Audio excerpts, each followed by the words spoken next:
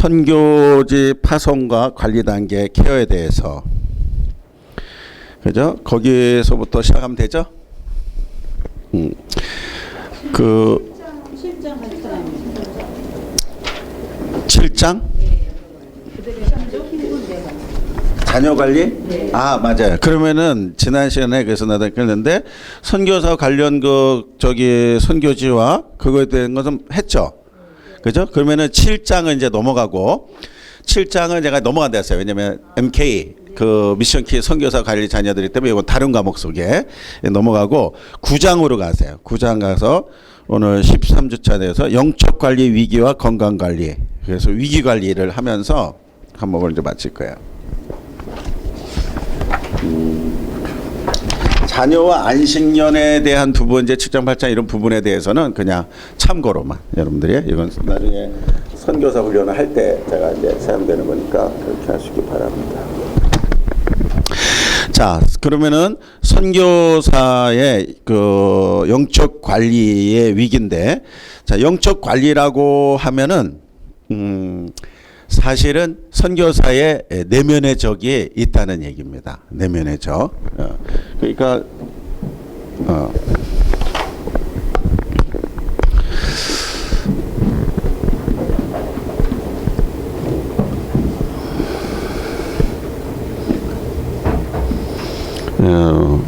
선교사의 그 위기라고 그러면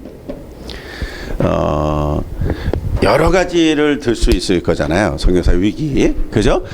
일단 보이는 위기면은 뭐가 있을까요? 보이는 위기가 건강, 체력, 또 번아웃돼 있는 거, 탈진 이런 부분들. 또 여러분 주변에 있는 선교사님들이 말하는 위기는 뭐가 있나요? 건강관리를 호소하는 거, 그런 부분들이 있죠.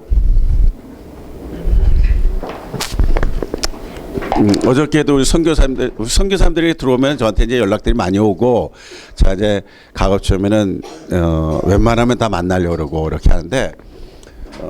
우리 그 먼저 들어와가지고 한 2달 동안 있으면서 케어를 받으면서 이제 병원에 제가 이제 소개를 하고 그렇게 케어를 받고 사모님도 이제 건강관리 산부인과 이제 진단 받으면서 케어를 이제 해줘요. 제가 강의를 할 때 신학원 신대원이었던 학생이 병원 원장이에요. 그래서 그 강의 선교 강의 은혜를 받아가지고 그때부터 이제 저를 도울 수 있는 길을 선택했다가. 선교사들, 목회자들도 혜택은 주어집니다. 우리 교단 목회자들. 제가 얘기하면 그 수술이나 뭐 이런 모든 거, 진단, 종합검진 이런 거 하나도 자기 비용 들어가지 않게 정기검진도 이렇게 할 수가 있어요. 그렇게 여러분 가운데도 혹시 필요한 점 있으면은 저한테 얘기하면 좋겠고, 선교사들은 전액 다 무료로 하고 지원할 수 있게 이제 해요. 지금까지도 하고. 그래서 우리 교단하고도 MOU를 체결해가지고 협력 병원으로까지 이렇게 할 정도입니다. 근데 이제 그렇게 이제 교제를 할 때마다 또 이제 한 번씩 만나서 선교사 식사를 하는데 어저께 전화가 왔어요. 금요일 날. 오늘 이제 그동안 이제 잘 쉬고 공항 마지막 나가는데 갑자기 동료 선교사님 연락이 와가지고 지금 병원에 와 있다고. 그래가지고서 저를 잘 아는 선교사님이라 그래서 보니까 제가 이제 한 20년 전서부터 또 기도하고 혼했던 선교사님이고 굉장히 잘한 선교사님이죠. 우리 교단에서도 잘 알려져 있는 선교사님이고. 아니 왜 갑자기 병원에 입원해가지고 그런가 했더니 이 디스크가 터져가지고 4번 디스크가 그냥 터져버렸어요. 그래서 부고 뭐 삐져나온 정도 아니라 이제 터져가지고.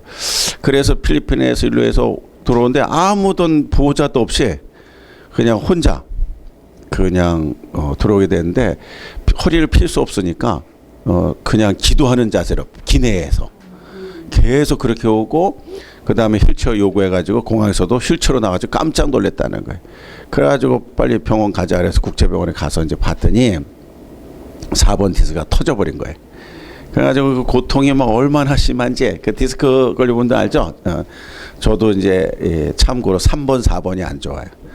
3번, 4번이 그래서 내가 1번서부터 5번까지 있는 것도 알게 된 거고 그렇게 하는데 디스크 약간 이상 있으면 조심해야 되거든요. 앉았다가 갑자기 일어난다든지 저는 이제 뭐 그런다든지 자세가 좀 삐뚤어지면은 그 자세로 한참 있으면 거기에 굳어져 가지고 그 통증이 어떨 때 막 일주일 동안 허리를 못 펴고 이렇게 돼요. 근데도 뭐 수술하지 않고 뭐 하지 않고 이제 이렇게 나가는데 그 케어를 했던 그 목사님 이제 한 20년 동안 파송해가지고 케어한 목사님 있어요. 그 한 교회가 참 훌륭한데 그 교회는 그 한 선교사님만 이렇게 아주 대단해. 그분 이제 내년 은퇴하시거든요. 그래서 내가 그 한참 선배 목사님이지만은 제가 막 격려하고 목사님 대단하십니다. 진짜 한 선교사 한 가정을 은퇴할 때까지 그 교회가 케어했다는 게 물론 이제 교회가 크고 이러기 때문에 좀 많이 했으면 좋겠다는 아쉬움도 있지만 지나고 나서 볼 때 그 이렇게 생각하셨잖아요. 한 사람이라도 제대로 키워보겠다라는 거. 그 부분에선 나는 또 선교학자 측면에서 참 또 아주 훌륭한 그 일이다라는 거를 제가 이제 새삼 느꼈어요. 그분이 보호자가 돼가지고 이런 분이 보호자가 돼가지고 다 이제 한 거예요. 근데 이 전서부터 그 신호가 있었어요. 그래서 그날 이런 거는 한 번에 갑자기 뭐 올 수도 있지만 사고를 내서 오는 건데 외상으로 오는 거는 그렇지 않은 이상은 계속 신호가 있어요. 몸에는 신호가. 그러니까 계속 아픈 걸 호소하면서 검사하라 들어가라 해도 말을 안 들은 거예요. 그러면서 제가 운동으로 그냥 관리할게요. 뭐 이렇게 하면서 했는데 심각해진 거죠. 그러니까 벌써 오래전서부터 어떤 병을 제가 이제 만나서 그랬지만 뭐냐면 키웠다. 병을. 근데 왜 그러냐? 왜 그 알면서도 그러냐? 그러면은 첫째 이제 그 선교지에서도 했지만은 여기는 또 한인교회도 세우게 돼가지고 아주 성공적으로 굉장히 잘해요. 그래 한인교회가 세워지고 나서 교회가 부흥되니까 뭐 완전히 그냥 교회 재정의 자립은 완전히 된 거고 그리고 우리가 항상 성경학적 얘기했지만은 도토처치에서 다시 마더처치로 바뀌어서 그래서 모교회가 돼서 선교사를 파송하는 선교지 그런 샘플이 됐어요. 그러니까 그렇게 한인교회도 하고 이렇게 선교지 하다 보니까 이제 더 바빠지는 거잖아요. 또 그럼과 동시에 자기의 관리 이거는 그렇게 대수롭지 않게 생각하는 거야. 이게 흔한 선교사뿐만 아니라 목회자들도 다 대부분 그렇게 생각해요. 그렇게 생각하다가 이제 문제가 발생이 되면 그때 후회들 하는 거예요. 그때. 굉장히 중요한 거죠. 너무 고통스러워하는. 아파서 नु지 못하고. 그래서 일단은 이제 뭐 약이 굉장히 발달돼 있어서 약물 치료를 하는데 시간이 너무 많이 걸려요. 약물 치료는. 근데 의사가 권하는 건 수술하면 그냥 일주일에 퇴원한다. 수술하면은. 근데 약물 치료를 하면은 한 2, 3개월 이제 지금 이제 들어와가지고 만져 맞았다는데 계속 이 아픈 상태로 한 일주일 더 지나봐서 그때 또 주사 놓고 또 지나보고 이래야 되니까. 그러니까 지금 오늘 이제 결단을 할 건데 수술을 할지 안 할지. 근데 수술하는 쪽으로 이제 마음이 더 간 것 같아. 근데 그 전에 제가 이제 안수기도를 했기 때문에 하나님 앞에 간절히 소망하기는 오늘 의사가 깜짝 놀라서 이제 퇴원해도 된다. 아멘이 왜 이렇게 작아요? 퇴원된다. 여러분 그게 믿음이 없는 거야. 믿음이. 정말 여러분 자신을 믿지 말고 하나님을 믿어. 하나님을. 그래 어저께 간증하고 그저께 간증하고 제가 이틀을 간증하면서 우리의 감정과 우리 생각이 전혀 상관없어요. 믿음을 가지고 기도 하나님이 계획 속에 역사하면 낫게 하시는 거예요. 그런 경우가 제가 시한부 인생에 간증 요새 했나요? 많이 있잖아요. 많은 경험. 선교지에 특별히 많은 경험. 한 달밖에 못 산다고 했던 자가 병원 본전에 돌아와가지고 전혀 수술할 퇴원해 버리게 돼요. 그 있으니까 제가 이런. 아멘. 그래도 어쨌든 심각하게 하지 말고요. 기쁘게. 나든 안 나든 하나님의 계획 속에 있으니까 절실히 기도를 받으시더라고요. 간절히 간절한 마음. 목회자 기도할 때가 제일 힘들어요. 제일 힘들어요. 그 또 기도를 해주십시오 이렇게 하는 뭐 그냥 별로 없어요. 또 굳이 뭐 해달라 그러지 않는데 또 하려고 하는 자도 없어요. 그런 애매한 관계잖아요. 그러나 그 보호자 대신 아버지 목사님, 그러니까 이제 진짜 아버지는 알고 케어했던 그 교회 목사님 가시면은 좀 기도해 달라고. 그냥 오려고 그러는데 그 생각이 나가지고 왜 기도해 주냐면 안 하면 내가 혼날까봐. 그래서 이제 해준 건데 이게 위기라면 큰 위기입니다. 좋은 사역과 현장이 확 열렸는데 허리를 못 펴게 되고 통증이 오니까 그냥 스톱하고 바로 들어와야 되는. 또 수술한다고 되는 게 아니라 수술하고 난 뒤에 경과가 좋아야죠. 이해가 됐죠? 왜 수술을 고민하고 있나요? 수술해서 그럼요. 그래서 허리는 이거는 환자의 본인의 의중이 굉장히 중요하고 우리도 병원 뭐 이런 유명한 병원들이 있고 안과 치료에 저기 병원 뭐 안과 뭐 이런 데 많이 있잖아요. 이름 있는 안과들이. 근데 이런 것들이 다 뭐 한다고 수술한다고 뭐 한다고 되는 게 아니라 그 뒤에 이제 회복이 어떻게 되고 후유증이 발생돼요. 이거에 대한 두려움도 굉장히 많아요.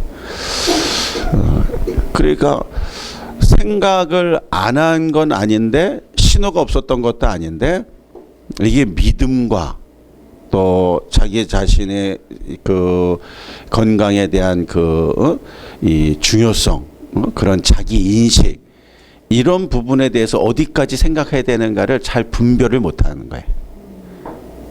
이해가 되겠습니까? 우리의 모습이. 제가 어저께도 외국인 신학교 가서 이제 강의를 했는데 심리학 상담학에 대한 강의를 했어요. 그 현대인의 정신 건강에 대한 부분을 얘기한 건데 그 강의하면서도 이제 이 내용이 나오는 거죠. 옛날에는 그냥 문제가 되면 다 정신 이상으로 제가 이렇게 된 것 같다. 정신분열 뭐 이렇게 됐지만 지금은 현대인의 정신 건강에 대한 부분은 세분화되어 있는 병명들이 있어요. 그죠? 여러분들 공황장애, 우울증 막 이런 것들은 최근에 들어와서 들리는 얘기들인 거잖아요. 그런 부분에서 발생되어 있는 불안이라는 건 없는 사람이 없죠. 그죠? 그런 증세들. 그런 모든 것들이 다 어디서 유발되냐면은 부적응에서 유발되는 부적응. 부적응은 적응의 반대. 잘 적응되지 못해서 그래서 발생되는 거예요. 그럼 발생되는 관계는 딱 세 가지밖에 없어요. 가족 관계, 가정 안에서. 그 다음에 학교, 예를 들어서 친구 관계. 그 다음 세 번째 직장 생활, 사회생활. 근데 제일 1차적인 문제가 어디서 발생되는 거죠? 가정에서. 그럼 가정에서 발생되는 시기는 언제부터예요? 물론 지금은 현대 정신건강이 아니지만 이게 이제 이 위기에 대해서 얘기하는 시기는 언제부터인가요? 유아교육 전공하는 분 있어요? 여기 혹시? 유아교육? 유아교육? 근데 왜 아무 소리도 안 하고 발달심리학 배웠죠? 유아교육 할 적에 발달심리학. 그 발달심리학이 배울 적에 그 심리에 대한 정신적 문제가 어디서부터 시작이 되는 거예요? 태아서부터. 그렇죠? 역시 유아교육 전공을 했으니까. 예. 그러면서 이제 얘기하면서 예를 들어서 이제 학문기 뭐 이런 얘기 들어봤죠? 학문기, 구강기 뭐 이런 것들이잖아요. 그러니까 애가 쌀 때 잘 싸야지. 근데 쌀 때 잘 싸고 그런 모습일 때 막 좋다고 그러지만은 걔가 2살 되고 3살 돼도 막 잘 산다. 그러니까 이제 잘 산다는 의미는 그냥 아무 때나 싼다. 그럼 돼 안 돼? 처음에는요, 어이구, 이놈 막 잘 샀네. 막 좋아가지고 막 그러지만은 나중에 막 나이가 드는데도 아무데 막 그 소리가 안 되네. 그러니까 학문 조절. 그걸 통해 가지고선 아니라 자기 성격에서 절제도 할 수 있는 거. 그런 마음 심리. 구강. 그런 모든 것들. 이런 걸 통해서 성격이라든지 심리적인 발달이 돼 나간다는 거예요. 그때. 근데 이런 유아교육이 발달되기 이전에 이런 유아교육 자체가 없기 때문에 그냥 교육시키는 거잖아요. 그냥. 그죠? 자연에 맡기고 그냥 부모에 의해서 할아버지 할머니에서 그냥 키웠던 거죠. 근데 이런 학문이 발달되니까 이런 걸 교육을 받고 자녀 교육을 하니까 완전히 무슨 이 좋은 그런 인재들이 양성이 되죠. 그죠? 그런 교육에 그 교육의 필요성은 그런 거예요. 좋은 인재 양성이에요. 뭐 그렇다고 해서 뭐 완전히 100%는 아닙니다. 그게 완벽할 수 없으니까. 근데 그러한 발달 속에서 주로 주어지면서 가장 크게 영향을 미치는 게 뭐냐 하면은 가정의 환경, 부모와 자녀와의 관계, 부부와의 관계. 어렸을 때 보여주는 부모의 모습이 자녀에게 미치는 영향과 성품에 굉장히 많은 영향을 미치죠. 그래서 그러한 문제, 그러니까 거기서 발생되는 문제를 통해서 적응이 잘 되는 기능적 요소를 가지고 있는 가정들 속에서는 참으로 좀 좋은 인성과 좋은 그러한 그 인물이 발생이 되죠. 이게 세워지죠. 근데 거기서 문제가 되면 이제 여러 가지 이제 역기능적인 가정 속에서 그러한 모습이 좀 많은 불협화음을 일으켜내고 그 다음에 거기에서 정신 건강이 흔들리게 돼. 위기가 오는 거죠. 그런데 가정에서는 잘 지내. 이제 얘가 학교를 다니면서 유치원을 다니고 학교를 다니면서 가정에서 있는 시간보다도 또 친구와 같이 어울리는 시간들이 많아요. 여기서 집에서는 우리 애는 문제 없어요. 집에 전혀 우리는 뭐 부모 문제 없고 우리 부부와 문제도 없어요. 그런데 학교 생활 속에서 문제시되는 친구를 만나. 우리 애는 학교를 잘 다녀요. 그게 적응입니까? 아니죠. 이 깡패 같은 애들도 학교는 잘 다니거든요. 왜 학교 잘 가가지고 애들 잘 괴롭히고 있고, 잘 같이 그냥, 잘 놀아주고 있고 애들이. 그죠? 잘 보호해주고 있고. 그 부모 입장에 학교 잘 다니는 건데, 자, 제가 하는 얘기는, 그래서 그 잘 다닌다고 그게 적응입니까? 아니죠. 영적으로 여러분들 자꾸 생각해봐요. 그럼 재밌어요. 영적으로. 교회 잘 다닌다고 건강한 신자냐? 아니죠. 아닙니다. 재직회 직원회 때만 나오는 장로님도 계셔요. 우리 교단에는 없고 저 장로 교단에. 이거 방송 우리만 보는 거죠, 이거? 저기 이 아주 유명한 교회. 그 회의 때만 참석하네. 그래도 자를 수도 없잖아요. 뭐라 할 수도 없잖아요. 안티 이런 것들이 있어요. 어쨌든. 그리고 나서 학교 생활 속에 잘 승리했다고 인생이 승리한 줄 알았던 게 우리의 큰 착각이에요. 청소년 때만 우리가 잘 극복하면 되겠다는 건 엄청난 착각이었어요. 왜냐하면 지금 사회적 규범에 대한 적응과 부적응의 문제 때문에 사회 직장 속에서 발생되는 문제가 더 커진 거예요. 지금 사회가. 왜냐하면 사회에 직장 사회에 들어간 게 내가 가정생활 속에서 이렇게 지내는 짧은 그 기간 동안에 내가 영향을 받는 기간보다 학교 공부하는 10여 년의 그 기간보다도 사회생활은 짧으면 20년, 30년, 40년까지 한 직장 속에서.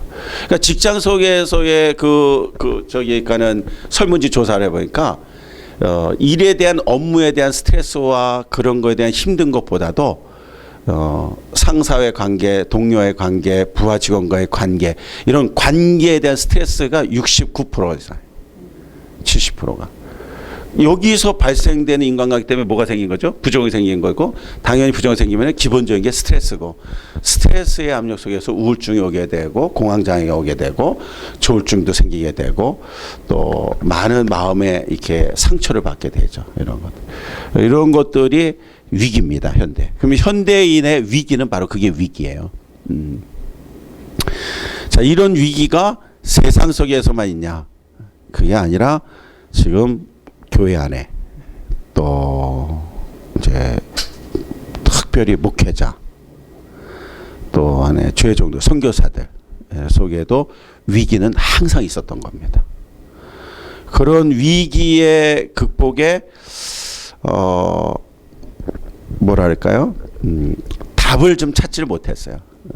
왜냐하면 이 위기를 얘기하는 자체가 우리가 믿음 없는 사람처럼 보이게 되고 위기를 말할 때 이게 어떠한 신본주의적 신앙이 아니라 자꾸 인본주의적인 그러한 모습이 비춰지는 것 같고 또 위기를 얘기한다는 건 곧 나의 약점을 드러내는 거기 때문에 다른 사람에게 가까운 사람의 약점을 드러내고 싶지 않은 마음 그런 것들이 우리 안에 있어요. 제가 이제 군부대 처음에 저는 이제 결혼하고 첫애를 낳고 늦게 갔어요. 군대를 가고 싶은데 면제예요. 그 면제인데 군대를 가고 싶어서. 그래서 늦게 이제 군대를 간 편이에요. 그래서 27에 갔어요. 27에. 군대를 늦게 가니까 더 힘들잖아요. 힘들지만 기뻤죠. 하여튼 군목이 되고 싶어서 하려고 했는데 3차에 종합검진에서 이제 그때 이제 병이 있는 걸 알게 되고 그 면제되고 그 면제인데 그 치료받고 하느라고 5년 이제 더 기간을 더 끌고 막 이러세요. 그러니까 군대에서 자꾸 면제시켜주려고 그러니까 군의관이 자꾸 저를 따로 만나는 거예요. 따로 불러서. 아니 왜 자꾸 가려고 그러냐. 보내야 되는데 그다음에 자꾸 왜 가려고 그러느냐. 조금만 신경 쓰면은 되는데. 그러니까 자꾸 이렇게 오니까 이게 애매한 거예요. 그래서 그때 당시에 돈 한 300만 원만 있어도 면제가 될 정도로 이제 그렇게 그런 얘기를 이제 노골적으로 하는 거예요. 근데 저는 이제 늘 얘기할 때마다 나는 가고 싶다니까 이해가 안 된 거죠.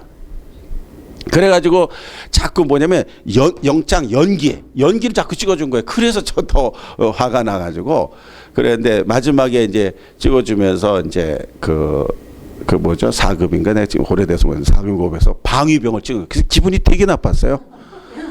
나 군대 가고 싶다고 그랬는데 방위.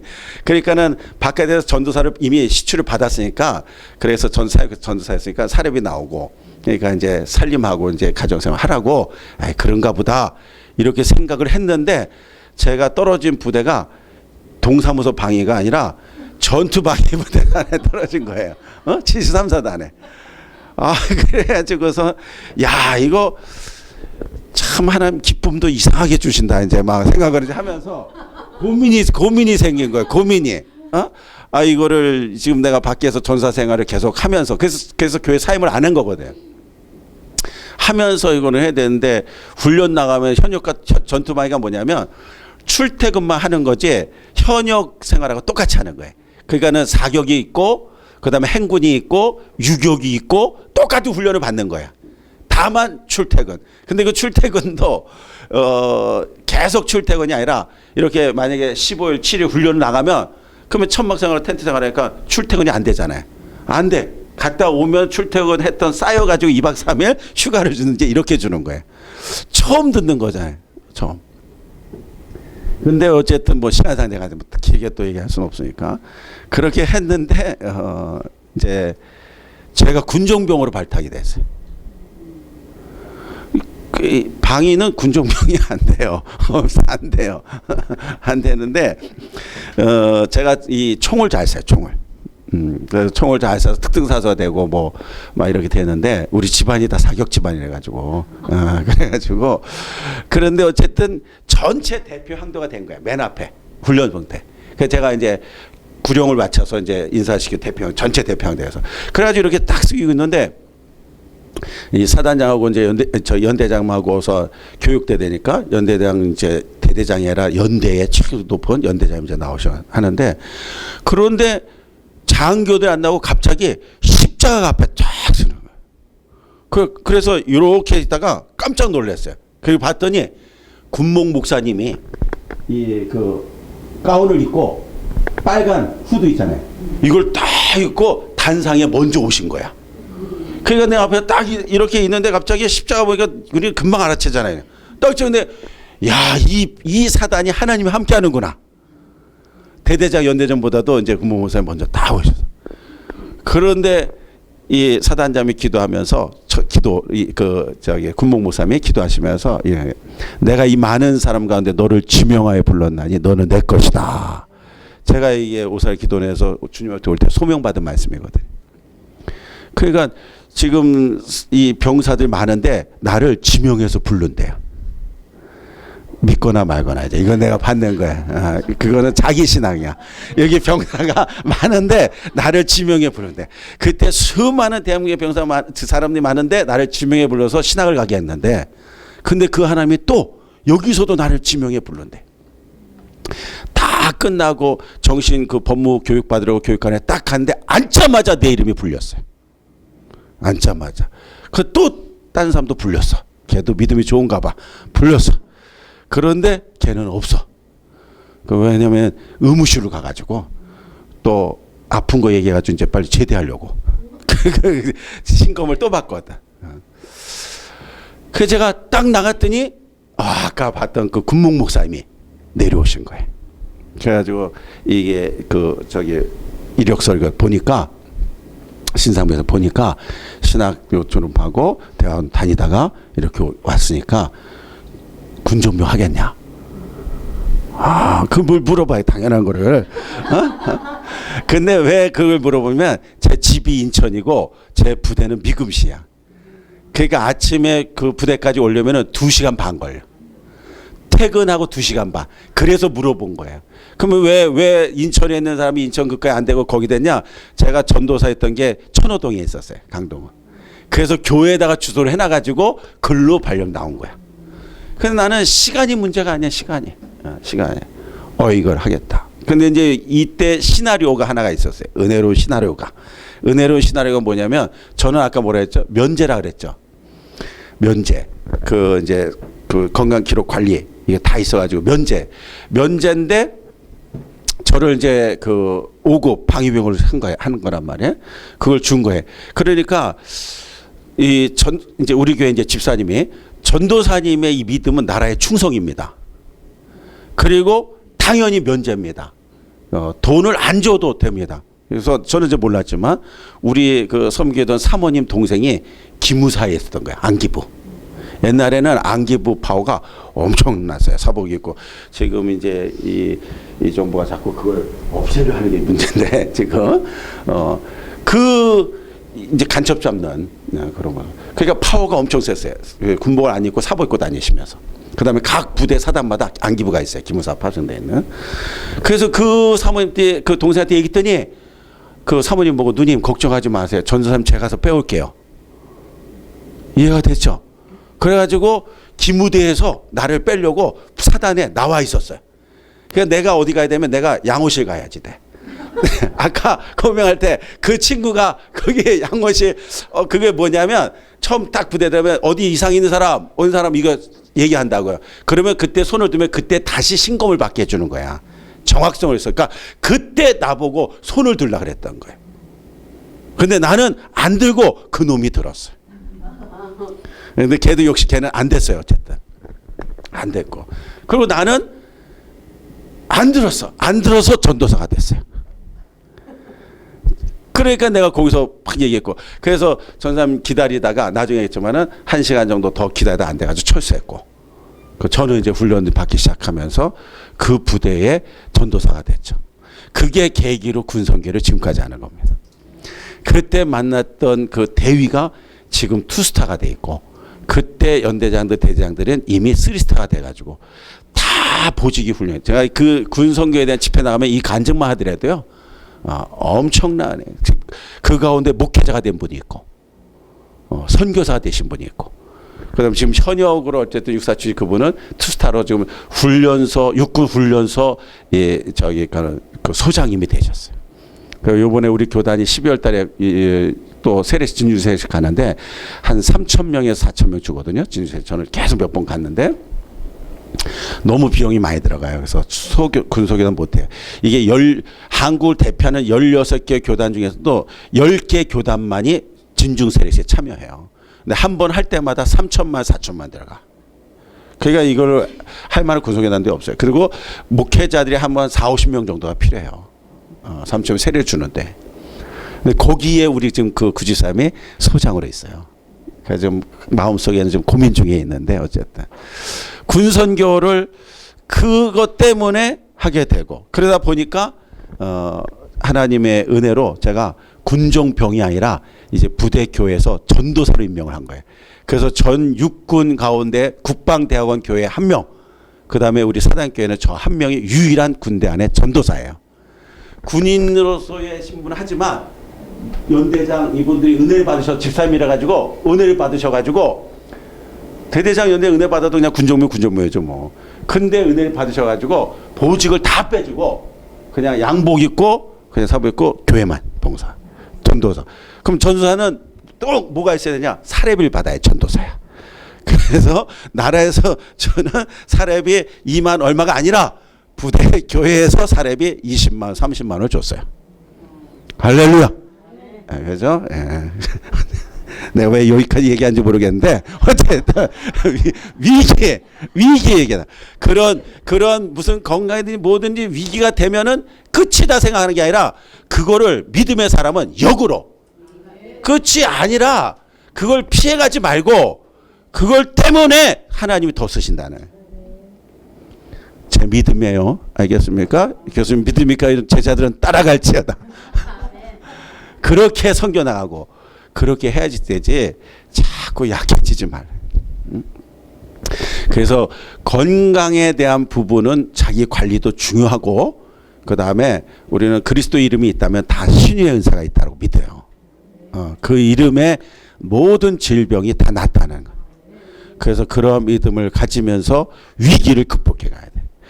그래서 이 내면의 적의 위기는 건강에 대한 문제 또 아까 했지만 환경적인 물질적인 어려움을 제일 많이 호소하는 위기를 얘기해요. 지금 이 시대는 수많은 그 선교사들이 물질의 지금 위기를 맞이해서 지난번에도 그 몇 주 안 돼 소식 들었지만 저도 모르는 거죠.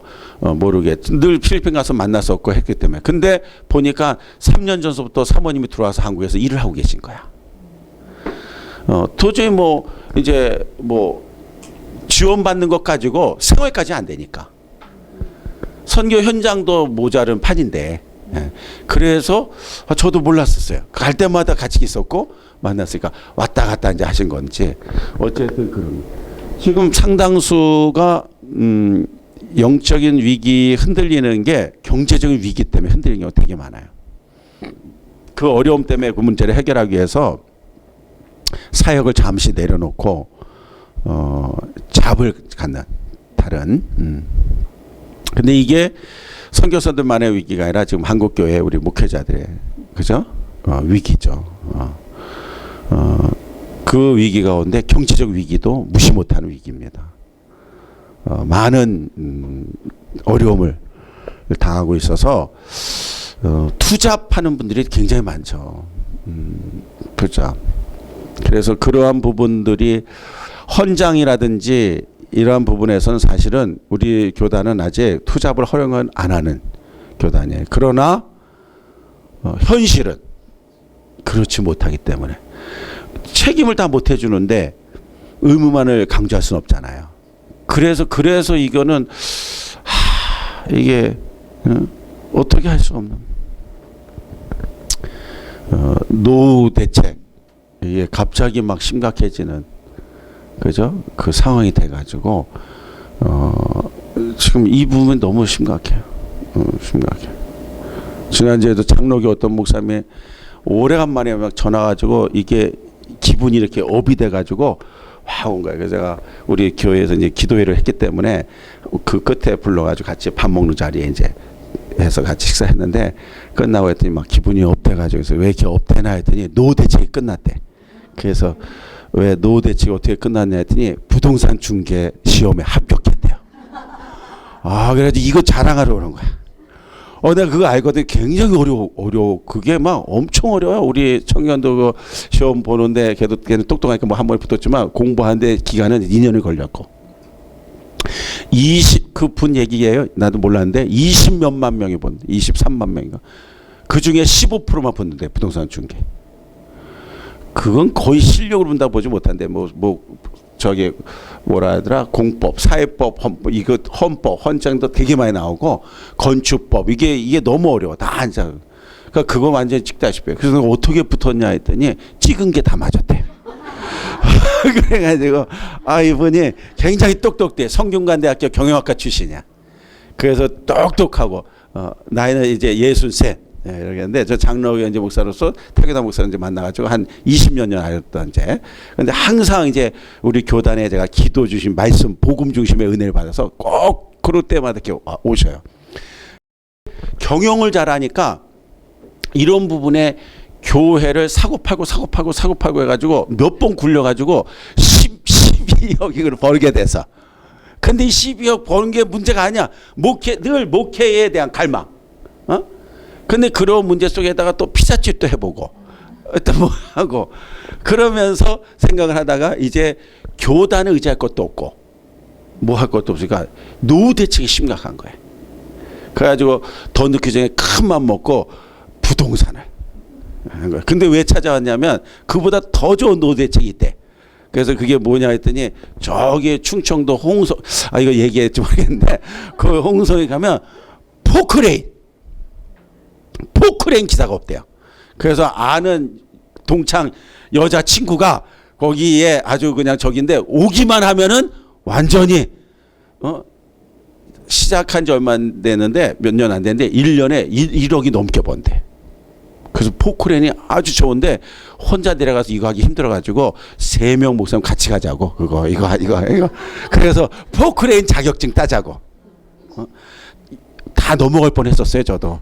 이게 막 소리에 와 1억이 엄마 이거 혹 해가지고 그거 준비해야 되지 언제 이거 교회 키워가지고 이거 언제 이거 지금 원로 목사님들이 교회 원로는 됐지만 교회가 감당하지 못해가지고 원로의 대접을 못 받는 게 이거 지금 그냥 진짜 여러분 이제 신학생이 됐으니까 또 사모님 됐으니까 심각하게 들어야 돼요. 알겠죠? 아예 금식할 마음, 굶고 죽을 그 마음 가지고 하든지. 왜냐하면 제가 여기서 한번 얘기했죠. 10kg 쌀, 20kg 쌀 받기 위해서 한 달에 한 번 주는 건데도 목사님들이 줄을 너무 심각해 한국교회. 제가 요번 날 우리 교단지에다가 논소를 하나 써달래 가지고 그 사설 논소를 하나 썼어요. 우리 교단 신문이 나왔으니까 한번 보세요. 한번 읽어보세요. 제가 그냥 많이 얘기하고 싶었는데 그냥 조금만 달았어요. 은과 금에 우리가 너무 눈이 가 있지 않나. 내게 있는 건 내게 주노니 나사렛 예수 이름으로 일어나 걸으라 할 때 역사가 일어났는데 그 전에 역사 일어나지 않는 건 자꾸 은과 금에 교회도 그렇고 뭐도 그렇고 성전 비문에다가 앉음에 갖다 놓은 거는 그 이유 때문이거든요. 그래도 세상보다는 교회가 더 착하니까 뭔가 주지 않을까. 근데 우리가 줄 것은 은과 금이 아니라 그 전에는 내가 은과 금을 찾았지만 이제는 은과 금은 내게 없거니와 고백을 해. 없어서 정말 없다고 그럴 수도 있고 있는데 나는 이제 그걸 없는 것 같이 그걸 의지하지 않고 이제는 없는 내게 있는 게 생겼어요. 예수 그리스도 그 이름이. 그래서 그 이름으로 일어나 걸어라. 그래서 제목을 제가 우리가 가지고 있는 게 뭐냐, 여러분이 가지고 있는 게 뭐냐, 거기에 대해서 얘기하는 거예요. 왜 종교인들 세법을 왜 지금 이 시점에 이게 지금 우리를 힘들게 하고 왜 자꾸 교회에 또 종교인들에게 세를 매기려고 그럴까? 저는 밖에서의 문제를 얘기하지 않고 그 신문에 조금 다뤘어요. 우리가 한번 생각해 보지 않을까? 안으로 우리의 관심이 은과 금에 있으니까 밖에서 보는 그들이 많은 걸 가지고 있다고 착각하지 않나? 있다고 생각을 하니까 뜯으려고 그러는 거거든. 이 부잣집 아이들에게 자꾸 옷을 좋은 걸 입혀놓으면 그 애 생명이 위험해지는 거야. 애를 잡으려고 그러고 애를 죽이는 게 아니라 그 입고 있는 옷과 부츠란 거 차고 다니는 거야. 이걸 뺏으려고 이 깡패나 이런 어렵게 사는 애들이 그것 때문에 애를 괴롭히는 거지. 그런 부분이 많잖아요. 이해가 되겠습니까? 그래서 그 부분에 대한 걸 조금 시간 되면 한번 읽어보시면서 봐봐요. 내가 가지고 있는 것은 과연 정말 뭘 가지고 있고 내게 있어야지 주기 때문에 내게 있는 것이라는 얘기를 했기 때문에 지금 내가 마음은 있는데 여러분 속에 그 마음과 생각을 신앙으로 착각하는 자가 되게 많아요. 그리고 그 마음과 생각을 가지고 역사가 일어날 것을 믿는 더 어리석은 자가 많아요. 예수를 생각하는 마음과 그런 예수를 생각하는 생각이 아니라 내게 있어야 돼요. 예수가. 그 예수 이름을 활용할 때 그때 역사가 일어난다. 믿음을 갖는 거예요. 그게 내게 있는 게 우리가 가지고 있는 게 뭔가 그거를 좀 깊이 생각. 방학 선물로 드렸어요. 알겠어요? 할렐루야. 할렐루야. 방학 선물. 고민 3개월 동안 고민하다가 오시기를 바랍니다. 그래서 이제 위기는 아까 신체적인 것이지만 물질적, 경제적인 것도 위기입니다. 그것 때문에 많이 타락되죠. 종교의 타락 역시 그 부패한 종교 이건 다 금권과 상관이 있었어요. 그 다음에 금권과 또 뭐와 상관이 있냐면 정치 구도. 이 사회 세운 권세자, 권 있는 자와. 그래서 항상 교황이라는 건 권세 있는 왕과의 싸움이 권력 싸움, 다투다, 십자군 전쟁 이런 것들이잖아요. 그러니까 천주교는 어떻게든지 이 세상을 갖다가 막 그냥 죄 가지고 목을 지으려고 그러는 거고, 왕은 금, 물질, 그 다음에 권력 가지고 종교를 막 억압하려 했던 거잖아요. 그러니까는 가만히 생각해 보니까는 이 종교가 다른 건 다 되겠는데 뭐 가지고 안 되게 세상을 못 이기는 거예요? 돈 가지고 못 이기는 거예요. 그러니까 면죄부를 팔기 시작하는 거예요. 이해가 됐어요? 그러니까 면죄부를 팔기 시작하니까 그냥 교황이 돈이 어마어마하게 생기게 되는 거죠. 죄 사는 권세를 물질로 사니까. 이런 문제. 지금 종교개혁 500주년을 요즘 계속 얘기하죠. 그 1517년도 10월 31일 날 마틴 루터에 의해서 비텐베르크 그 성당 앞에다가 현대 이런 종교로서는 안 된다고 95개의 방방문을 붙이게 종교개혁 시작이에요. 루터에. 그러면서 제일 큰 업적이 뭐냐면은 그 당시의 위기가 제일 큰 업적이 뭐냐면 성경을 일반인들이 못 본다는. 성경을 봐야지 하나님 말씀을 들어야지 생명이 그곳에 있고 그게 곧 그리스도고 그게 우리를 살리는 말씀인데 이게 공개되면 신부의 모든 죄라든지 면죄받는지 고해성사 이게 전부 문제가 되잖아요. 가장 핵심인 것들이. 그러니까 안 돼.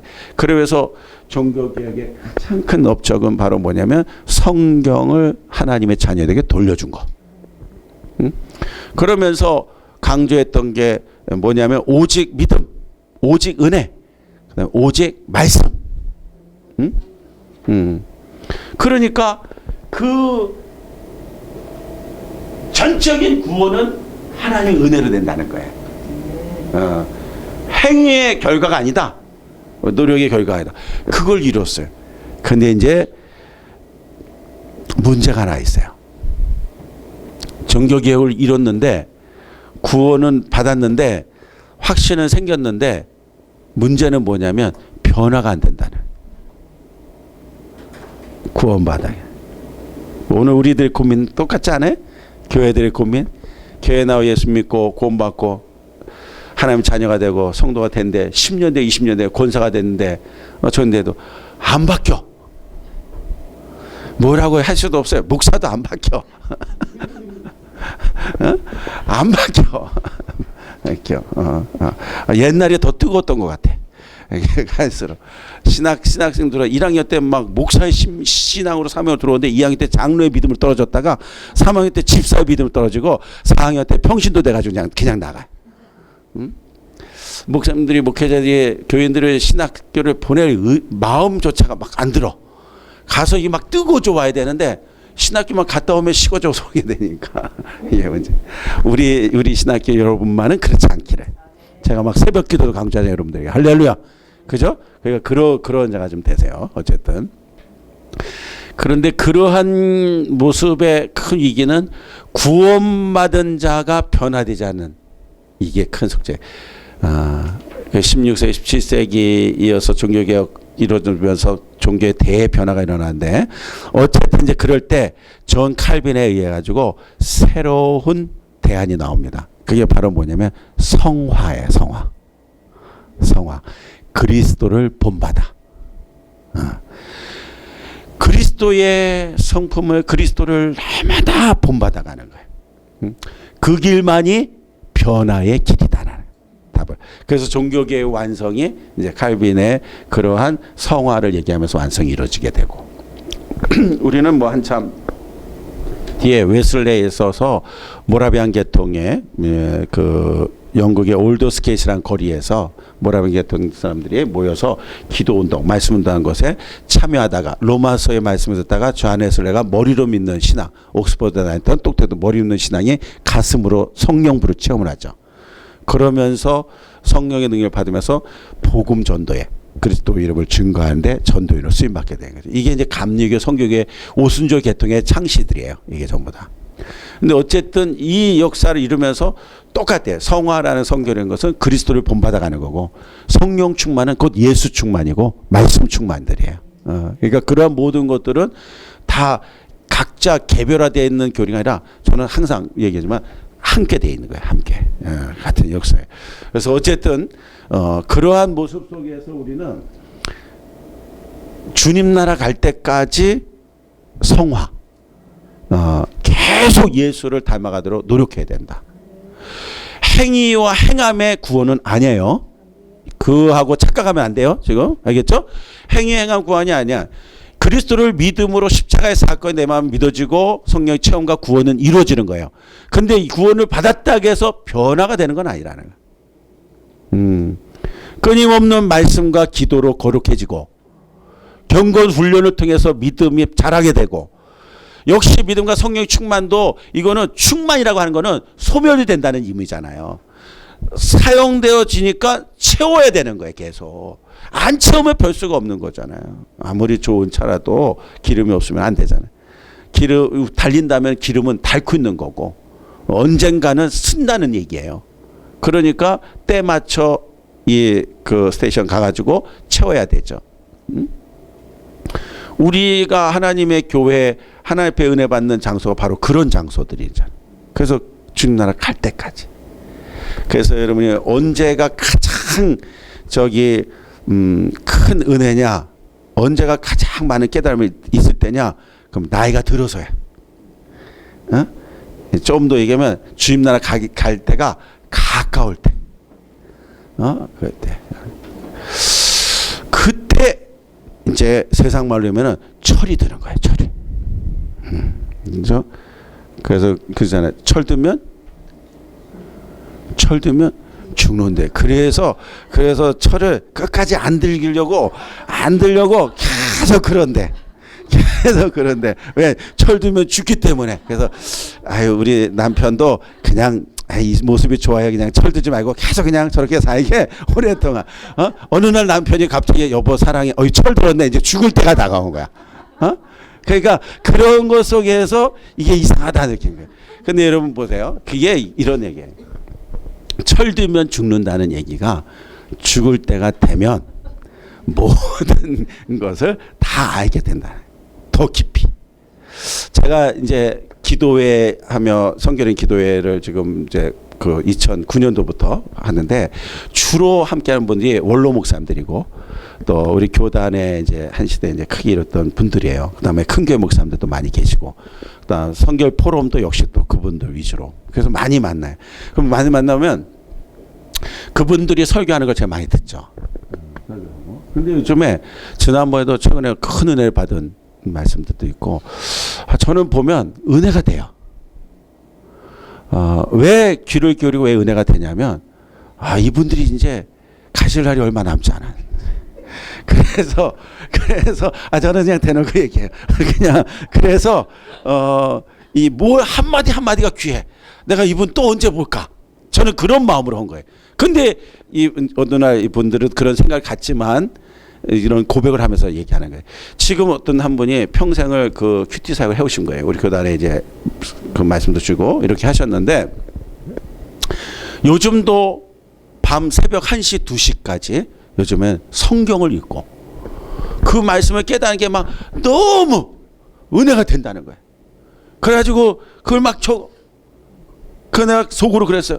아니 그 적어서 뭐 하려고 그거?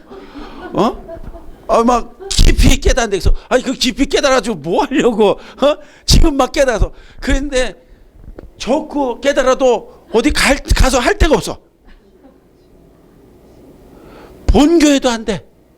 언론 목사님 되고 뭐 하니까는 담임 세우니까는 뭐 기회 안 되잖아요.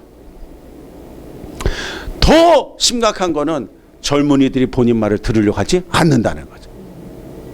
이제 지금 진짜 이제 깨달은 건데, 진짜 깨닫고 진짜 이게 막 나온 건데 진짜는 안 듣고 가짜는 계속 좋다고 들었던 거야. 지금에 와서 후회가 된다. 그때 돌아보니까 야, 내가 그냥 철 모르고 방방방방거리고 그냥 부흥회 다니고 돌아다니며 강사했던 거 뭐였던 거 진짜 이 깊이도 모르고 그 얘기를 하시는 거예요. 그래서 내가 그 다음 사회 봤거든. 기도인도 하니까. 그러면서 제가 왜 인제 깨닫냐고 막 그랬죠. 왜 인제 깨닫냐. 조금 좀 은퇴하기 전에 한 60 정도나 진짜 그 정도라도 더 젊기를 바라지도 않고. 근데 더 나이 드신 80대 목사님도 지방에 우리 총회장 출신 목사님도 계시는데 이 정말 이 어린애 같은 목회자 한참 제자냐 얘기하는데 고개를 숙이시고 그 말 다 들으시더라고요. 그날. 그래서 너무 막 감사해서 정말 그게 제가 나무라는 소리가 아니라 저의 울부짖음이었어요. 그리고 그런 무거운 숙제가 저에게 주어지는 그것을 가지고 너무 답답했고 그냥 제가 이제 할 수 있는 얘기는 감사하다는 말 그 얘기하고 미력하나마 지금이라도 그런 것을 깨닫게 하고 해준 게 감사해서 하여튼간 많은 사람들이 오해는 하고 있겠지만 계속 제가 전하겠다 그랬어요. 제가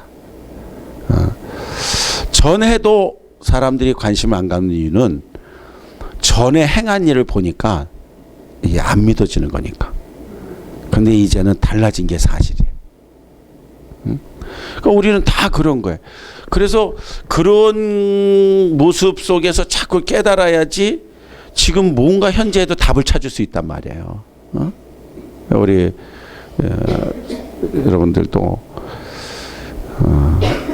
안다 생각하지 말고 잘하려고 한다는 그런 마음도 버리고 내가 내 안에 나는 하나님을 진실히 믿고 있는가, 그리고 그리스도 그 이름을 내가 늘 의지하고 활용하고 있는가. 사람 눈치나 사람 앞에 볼 필요는 없거든요. 그 사람 앞에 서도 안 되고 내 앞에 사람을 세워도 안 돼요.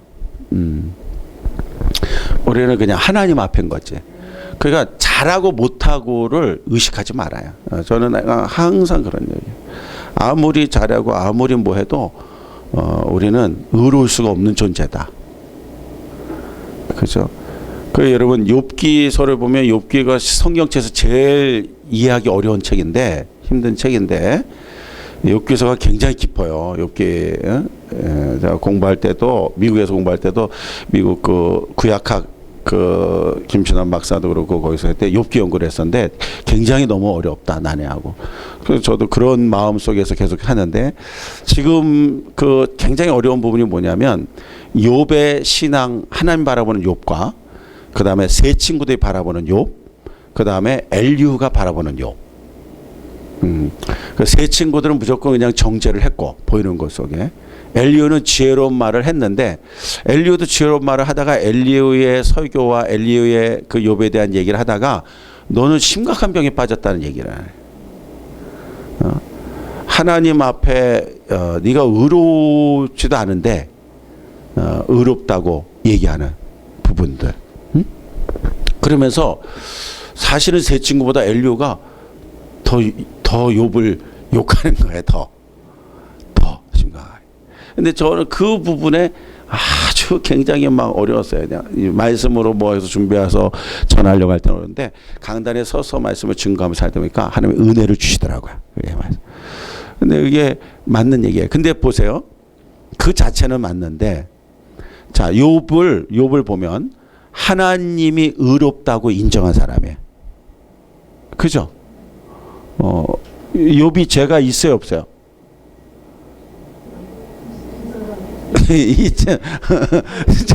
그죠? 죄는 있죠. 그 죄는 욥의 생활상의 무슨 죄라고 우리가 알 수가 없어요, 성경에. 그러나 우리가 지금 죄가 있다라는 것은 원죄의 뿌리를 말하는 거예요. 이걸 좀 신학적으로 얘기하면 원죄의 뿌리예요. 근데 원죄의 뿌리면서 욥의 삶을 보면 그저 하나의 배체사 잘 지내고 어려운 자에 대해서 사회에 대해서 구제하고 돕고 그리고 가정생활이 화목했고 자녀들이 항상 연애를 베풀 때마다 끝나고 나면 혹시 죄를 범하였을까 봐 그들에게 속죄제를 자꾸 양잡아서 잡아주고 그러고 그렇잖아요. 그러니까 본인의 신앙관리, 죄관리뿐만 아니라 자녀들, 가정, 식구들의 모든 영적 관리까지 바르게 앉아. 하나님이 이 사단 보고서 야, 너 세상 돌아다 봤냐? 근데 그러면 그 가운데서 내가 사랑하는 의인 욥을 봤느냐? 야, 그만한 믿음 본 적이 없다. 어? 얘기할 때 사단이 아유, 하나님이 그 욥에 대해서 이것저것 다 그게 부족하면서 채워줬으니까 그러지. 어? 그거 없으면 하나님 욕합니다. 하나님 아닙니다. 그랬더니 하나님이 그럼 네가 시험해봐라고 허락한 거잖아요. 단 생명은 건들지 마라. 욥의 생명 건들지 않지만 자녀들의 생명까지 다 잃어버려. 너무 쉽게 말씀 듣지 마세요. 너무 쉽게 생각하지 마세요. 여러분 목회자 여러분들 자녀 잃어가지고 그 아픔 큰 자들 많죠. 교통사고 잃은 자들도 있고 뭐 많이 있는데 안타까움을 당할 때 자녀 잃을 때 실성하는 부모 되게 많잖아요. 신앙이 어디 있어요? 자녀 잃었는데 쉽지가 않아요. 한꺼번에 내게 있는 자녀가 몇 명 남겨놓고 몇 명 데려간 게 아니라 그 열을 다 잃어버리는 거예요. 대형 참사야. 얼마나 심각해요. 그러니까 그러한 모습, 그러한 거, 또 가정 속에서 생긴 문제, 재산 뭐 다 잃어버리는 거, 악창에 드는 거, 이런 모든 부분들이 한꺼번에 다 오는 게 우리 인생사에서 겪는 어려운 고통들을 받는 거라는 예고는 그런 거예요. 자, 욥이 범죄하거나 욥이 제한 거는 없어요. 그러니까 세 친구들은 야, 이게 대형 사고다. 이거 자녀 죽고 야 집안 이러고 너 몸에 그냥 이 문제 생기고 그냥 이렇게 다 된 문제는 성경에 보니까 이거는 죄를 좀 범한 자. 너 회개하라. 전혀 이해할 수가 없어요. 근데 중요한 여기 이제 키가 있어. 중요한 키가 이 절대적인 위기에 이거는 하나의 영적 위기뿐만 아니라 경제적인 위기, 가정의 위기, 개인의 신변에 대한 신체에 대한 위기 한꺼번에 다 온 거예요. 자, 이 절대적인 위기 속에서 빠져나오는 길은 제가 볼 적에는 없습니다. 친구들하고 얘기해도 되는 문제도 아니고 친구들과 야, 넌 잘못 왔다고 싸울 문제도 아니야. 자꾸 대화하면서 욥이 죄를 범하게 된 거야. 그러니까 엘리후는 계속 듣고 있다가 마지막에 나온 거예요. 그게. 그러면서 현명한 현자 같은 얘기를 이제 하지만 그런데 엘리후도 역시 또 속는 거야. 그 속에 엘리후가 말하는 욥은 맞는 욥은 아니었어요. 하나님이 인정한 욥이었기 때문에 맞는 욥은 아니었어요. 그러나 엘리후의 말씀 그 자체들 욥기서 전체 보지 말고 그 말씀 자체들 또 그 세 친구 한 말도 틀린 말이 아니야. 그게 어렵다는 거예요. 그 문제를 푸는 게 설교를 어떻게. 그러니까 이거를 설명을 잘 해주고 청중되게 잘 얘기하고 그 욥기서 말씀을 증거해야 되는 거예요. 그냥 대충 들었다가 성경 봤다가 큰일 나는 거예요. 다들. 그래서 이런 문제가. 자, 이런 문제가 되면서 가장 중요한 핵심 키가 뭐냐면 그 세 친구 엘리후와 욥이 아니라 하나님이 바라보는 관점이 중요하다 이거야. 하나님 바라. 그러니까 하나님을 놓쳐서는 안 된다는 거야. 결국 그 하나님 앞에 있는 결과 모든 문제가 다 풀어지는 거야. 그러면서 회복이 일어나요. 증거가 또 이 부분에 오늘 선교사의 내면의 위기, 기초가 없는 선교는 무너진다. 이런 모든 것들, 영성이 고갈되면 선교의 본질을 잊어버리게 된다. 영성이 고갈되면 지혜로운 선교사가 되지 못한다. 낙타 무릎에 대어 하나님과 영적 관계를 유지해야 된다. 이런 모든 위기들의 총체적인 답이 뭐냐면 거기도만 낙타 무릎처럼 된다. 하나님 앞에 기도하는 자. 말씀과 기도, 기초가 없으면 무너지는 게, 다른 경제인 것도 건강도 문제도 다 있지만 영성, 말씀과 기도에 기초가 있어야 되고 구원의 확신과 복음이 있어야지만이 우리는 위기에서 극복할 수가 있다. 아무리 저기 돼도 이번에 지진 났잖아요. 그러니까 여러분 그냥 막 다 휘어지고 막 그랬는데 너무 끔찍하잖아요. 조금만 휘어졌는데 못 들어가. 왜? 끝났지만은 그 휘어진 데 들어가서 어떻게 해서 언제 이게 또 무너질지 모르잖아요. 지진이 올 곳에 대한 내진에 대한 건축이 안 돼 있는 거예요. 이해가 됐어요? 근데 여러분 일본은, 제가 일본 가서, 일본은 지진 국가잖아요. 거기는 애초에 건축을 하거나 허가를 낼 때 내진 설계에 대한 부분이 6, 7까지가 돼도 이길 수 있는 한 5 정도인가? 그래야지만이 허가가 되는 거예요. 그러니까 지진이 와도 거기는 흔들려도 무너지거나 그런 거 없어요. 뒤틀림이 없는 거예요. 웬만한 거 아예 그냥 진나무처럼 강도 8, 7, 쓰나미처럼 막 들어와야지 되지만 그러나 웬만. 근데 우리는 좀 가까이에서 좀 더 하면은 큰일 납니다. 왜 또 그러냐면은 우리는 지진에 대한 저기가는 국가라고도 하지만 그게 아주 경미하고 뭐 이런 모습 속에서 이렇게 크게 위기의식을 못 가졌던 거예요. 근데 포항 사건을 통해서 이제 뭐 가지게 된 거죠? 위기의식을 갖게 된 거죠. 그럼 위기의식은 이제 곧 뭐가 되면 기회가 되고 준비가 되는 거예요. 그 이제부터는 다르겠죠, 거기 포항이. 그렇죠? 내부적으로 겁만 치장을 했던 우리나라의 모습이 이제는 내부적인 공법을 중요시하게 될 시대가 왔다. 이것도 깨닫게 해주신 거잖아요. 그죠? 깨닫게 해주신 거예요. 이국정 교수 들어봤죠? 응? 그럼 갑자기 그냥 이 병사 하나가 넘어오는 바람에 그냥, 응? 거기 막 초토화돼가지고 막, 집에도 가고 막, 그래서, 병사 건강 문제 어떠냐고 물어보는데 거기다 대놓고서 그냥 자기 그냥 뭐 원장한테 불려가지고 혼난 거 집에 못 들어가고 막, 그 다음에 왜 갑자기 저 사람 왜 이렇게 연락하지 그러나? 이게 지금 이 사회에 지금 대한민국 정부를 향해서 이 사회에 대해서 외치는 소리들이에요. 아주 의미 있는 얘기입니다. 이게 외상, 외상외과들. 대다수 이제 그 사람 외치는 게 그거예요. 그 사람이 옛날에 그 암만 사건에서 선장 그래서 죽은 거를 굉장히 총을 맞았는데도 살렸잖아요. 그래서 영웅같이 속성장, 영웅같이 여겼잖아요. 그런데 핵심은 그거예요. 혹시 여러분들도 도움이 될까봐 제가 얘기하는 거예요. 핵심이 뭐냐면 병원에 처음 들어가서 외상이 맞아서 들어온 사람은 전부 다 응급 환자들이에요. 시간을 촉각을 다투면서 생명 위험한 환자들이에요. 그런데 여기에 의사가 없어. 여기에 제일 1차 이렇게 치료받고 응급 환자 속에 의사가 제일 많아야지 사람을 살리는 확률이 제일 높아지는데 여기에 의사가 힘들어 하려고 하지 않는 거예요. 정부에 대한, 나라의 국가에 대한 시각 그런 모습도 보는 것도 별로 안 좋은 거예요.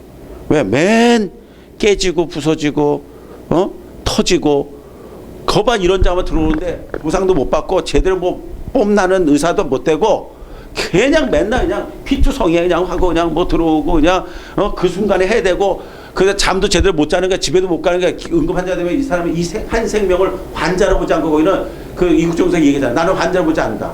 내 생명을 살리는 것밖에 나 생각 안 해요. 그러니까는 수술해놓고 내가 집에 퇴근하는 의사들이 아니에요. 지금 의사들은 전부 다 되죠. 퇴근 다 하잖아요. 그냥 6시 넘어서 하고 일요일날 주려 되면은 진료 안 하고 그러잖아요. 근데 여러분 보세요. 생명을 다루는데 거기에 퇴근이 어디 있어요? 그러니까 외상 여기는 퇴근이 없는 거야. 그냥 수술해놓고 나면 환자가 2시에 깼지 몇 시에 깼고 그러니까 거기서 기다렸다가 또 나가야 되고. 그런데 혼자서 몇 명 안 되는 감당 못하는 거예요. 그러니까는 저 사람 살릴 수도 있는데 저 환자 살릴 수도 있는데 눈에 보기에 죽어 환자가 너무 많은 거예요. 그러니까 이 사람은 지금 사는 게 아닌 거예요. 지금 이 사회 속에서 뭔가 지금 막 외치고 우리나라 병원이 의료가 개혁이 돼야 된다. 이런데 이것도 모르고 정부에서는 와가지고 무슨 의료 개혁하고 뭐 다 공짜로 주고 뭐 이런 거나 지금 하고 이거 포퓰리즘 정치나 하려고 하고 이런 문제가 심각한. 제가 막 말을 막 이렇게 흐리는 거는 그냥 알아들으세요. 알겠죠?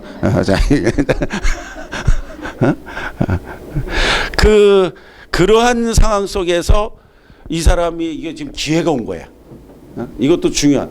근데 기가 막히잖아요. 그 병사가 총알을 5발 이상 맞고 이렇게 했는데 살려가지고 지금 소녀시대 지지지 들어라라고 그러고 막 먹고 싶다 그러고 막 야, 얼마나 감사해요. 생명 하나 살리는 게. 그러니까 이러면 전도해야 돼요, 안 해야 돼요? 그 생명 하나 살리는데도 막 기쁘고 이렇게 막 기쁜데 우리가 살릴 생명은 이 육신의 생명이 아니라 영원한 생명을 살리는 거예요. 정말 그걸 못 알아줘서 그렇지. 그게요, 우리가 살린 생명은 더 귀한 거야. 영원한 생명을 살리는 건데 그걸 모르잖아요. 그래도 해야 되죠. 우리도 모를 때 구원받았으니까. 모를 때. 근데 어쨌든 그렇게 했는데 이제 중요한 팩트는 이겁니다. 뭐냐면 다른 의사나 다른 과정 속에 있는 자는 사람이 넘쳐나는 거예요. 그런데 다 뭐와 관련돼 있냐면 돈과 관련돼 있는 거예요. 그러니까 우리나라 의사의 개념이 뭐냐면 의사 되면 부자, 의사 되면 돈 많이 번다. 근데 사실은 이분이 얘기하는 주장은 내가 좀 보탰지만 의사는 돈 버는 직업이 아니야. 119도 돈 버는 직업이 아니야. 사람 생명을, 목회자 똑같아. 생명을 다루는 직업은 돈 버는 거와 상관없어요. 사명이에요, 사명. 그래서 사명 있는 자가 돼야 돼요. 그 의사도 슈바이처 같은 정신을 가져야 돼. 그 연세대 세번에 가면 슈바이처 존경하는 그런 모든 것들이 세웠던 그 알렌 선교사라든지 이런 우리나라 초청인데 의료 선교사들이 자기 돈 벌고 그런 자랑하려면 고국에서 자기 나라에서 할 거 아니에요. 그런데 타지에 와가지고 이렇게 고생하다가 돈도 못 벌고 그러다가 의료기술 전달해주고 생명 살리다가 죽어가는 거예요. 그게 하늘나라의 상급이 크잖아요. 그러니까 이게 의사도 그래야 되는 거예요. 근데 뭐 오늘 목사도 왜 되냐? 돈이 많이 벌으니까 목사 돼. 응? 큰 게 바라보고 못 보고. 응? 이런 문제 이게 지금 너무 심각하죠. 근데 이게 병원은 더더욱 심각해. 근데 사실 더 심각한 거는 또 법조계야. 이것도 돈 버는 직업이 되면 안 되잖아, 법조계. 서민을 위해서 정말 죄가 억울한 자를 위해서 풀어주고 악을 행한 자에서 정당한 처벌을 해야 되는데 유전무죄 무전유죄가 나온 얘기가 그때 나오잖아요. 지금은 이제 유전무죄 무전유죄도 아니에요. 지금은 이상해. 지금은 이상해. 뭐라고 설명하든 제가 용어를 하나 만들었었는데 여기다 지금 얘가 아니고 이상한 그리고 뭐 자기들끼리 막 잡아놔요. 그러니까 이상해. 건들 수 없는 그분. 이게 다 성역들이라 그래. 왜 가운 입고 판사장 들어가고 검사 왜 가운 입고 들어가요? 이 목회자도 아닌데 이거. 지들이 가운을 왜? 인간의 모습들을 다 가리고 거룩한. 이게 본래 모자 쓰고 이게 모자가 아니라 그 영국에서 법정에 쓸 적에 이게 쓰고 이렇게 하는 모든 것들이 자신의 모습을 가리는 거잖아요. 하나님이 주신 신권의 권위 가지고 한다는 거거든. 응? 근데 그런 것도 모르고 그냥 뭐 다 가운 입고 그러니까 구별된 뭔가 있다는 거잖아요. 근데 구별되지가 않아요. 자, 이런 문제들이 사회 전반에 발생되잖아요. 그럼 오스트레일리아 같은 경우는 국립병원이 더 많아요. 그리고 그 얘기하는 그 얘기 들어보니까 환자 하나에 간호사가 2명이 붙을 정도로. 그러니까 완전 케어야. 그 다음에 돈을 안 받아요. 국가가. 그럼 무슨 얘기냐? 국립병원이 많다는 얘기예요. 지금 실제 우리도 시립병원과 국립병원은 싸요. 근데 우리나라 대다수 알아주는 이름 큰 병원들 전부 다 무슨 병원이면 사립병원이에요. 그럼 왜 그러냐?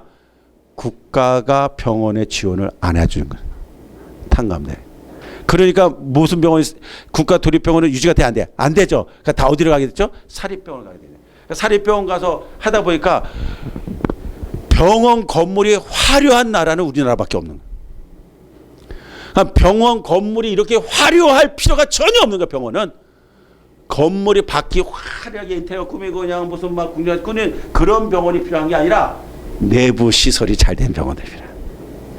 오스트리아 병원들 속에 온 학생 모아서 보니까 이렇게 화려한 병원은 없대. 다 수수.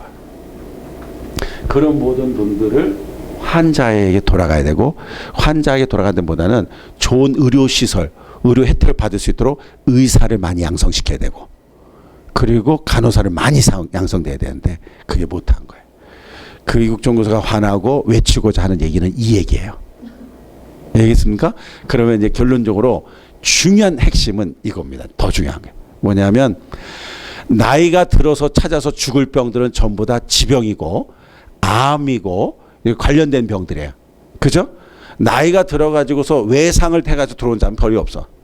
그러면 외상센터에 들어오는 응급 환자는 거진다가 뭐냐면은 30대, 20대 젊은이들. 무슨 얘기인지 딱 이제 감이 오죠? 그리고 어디서 많이 오겠어요, 이런 사람들은? 근로 현장에서 많이 오고, 현장에서 많이 오는 거야. 현장에서 일을 하다가 떨어지고, 부주의로 떨어지고, 다니다가 하고. 그러니까 이럴 때 오는 환자들이 외상이야. 외상 받는 모든 거. 근데 이런 환자들이 응급 환자가 너무 많은 거예요. 그때에 한 명의 의사가 10명을 놓고 하는 게 아니라 한 명의 의사들이 2-3명만 놓더라도, 우리나라가 이제 많이 바뀌어서 이렇게만 하더라도 그냥 내버려두고 그냥 죽어가는 수많은 사람을 살릴 수 있다는 거지. 그래서 외상센터를 강화시키고 외상센터를 많이 줘야 된다는 얘기하고 있고, 그리고 외상센터에 대한 나라 삭감을 45억인가 얼마를 4천억인가를 삭감하는 게 아니라 늘려야 된다는 거예요. 이해가 됐죠? 그래서 젊은이들이 굉장히 많이 나죠. 이 젊은이들 많이 살려야지 나라 국가 미래가 보장된다. 이분이 외치는 게 깊은 뜻이 있죠? 그분이 외치는 게 그거예요. 그거야. 여기서도 외쳐야 될 이유가, 이 위기의 속에서 우리도 찾아오는 것은 곧 기회인데, 우리는 이 위기를 엉뚱한 데서 찾지 말고 생명과 관련돼 있어요. 왜 선교사의 위기를 중요시 여기고 선교사에 대한 그런 내면의 적에 대해 우리가 신경 써야 되냐? 그분들을 살리고 그분들이 살아날 때 수많은 영혼의 복음 현장이 열리잖아요. 그 한 명을 키우기 위해서, 여러분 파이로트 조종사 한 명을 키우기 위해 가지고 옛날에 2억 정도 든다 그랬는데 지금 막 더 어마어마한 돈을 들죠. 그러니까 마지막 비행기가 사고 날 때 철두처럼 교육받아요. 그 비행기 한 대 값이 막 40, 50억, 막 100억, 80억 이러잖아요. 엄청나잖아요. 근데 위기가 생겼을 때 마지막에는 조종사 탈출이잖아요. 살려라. 이거는 돈이 100억, 200억, 이거 어마어마한 돈은 어마어마한 돈이지만은, 그러나 돈 가지고 있다서 금방 조종사 되는 게 아니라 배움의 과정에 10몇 년 동안 교육 투자해가지고 한 건 너무 힘들다. 그러니까는 제일 중요한 게 조종사 생명이에요.